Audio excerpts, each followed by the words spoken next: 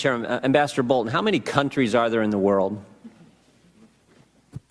We have diplomatic recognition with over 190. There are 193 members of the UN. There are 193 countries. My guess is we're the United States of America. We're the biggest, strongest, country on the planet. My guess is we have embassies in just about everyone. Maybe not Iran and North Korea and a handful. A few we don't recognize. Yeah, a few we don't recognize, right? But so 180 some countries, we've got an embassy in those countries. Is that right? That's correct. And in all those countries, the embassy is in the capital or the seat of government, except for one. Is that right?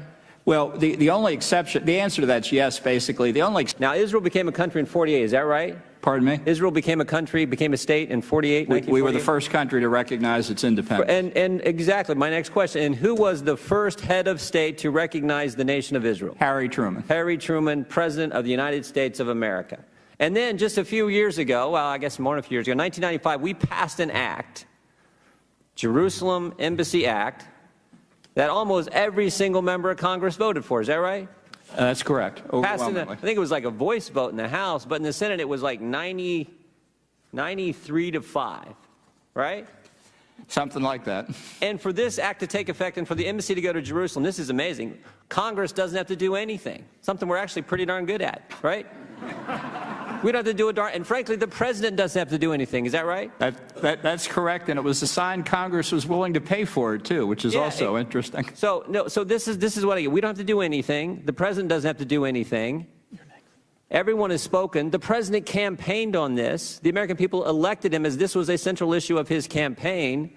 We do it everywhere else except one country, which just happens to be one of our best friends in the entire world. Is that right? That's correct.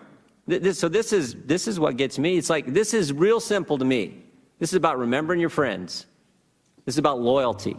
This is about recognizing the fact that there is one country in the world who stands with us every single time. They happen to be the one country where we get our Judeo-Christian value system from, the state of Israel, and yet they're the one nation where we won't put the embassy where it's supposed to be. And particularly now when you think about what we went through the last 8 years with the previous administration, and more importantly, what happened the last few months of that administration at the United Nations, this is the right time to do this thing. And that's why the president recognized it, campaigned on it, and one of the reasons I would say the American people elected him. Would you agree, Ambassador Bolton? I think that's entirely true, yes. So let's just get it done. Let's just get it done, right?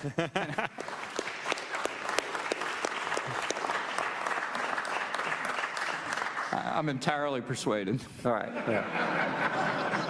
I kind of thought you'd be. That's why I asked the question to you.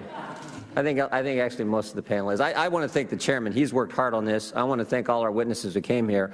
Most importantly, I want to thank the President of the United States, who had the courage to say this was the right thing to do. The time is now, particularly in light of what we went through the last 8 years.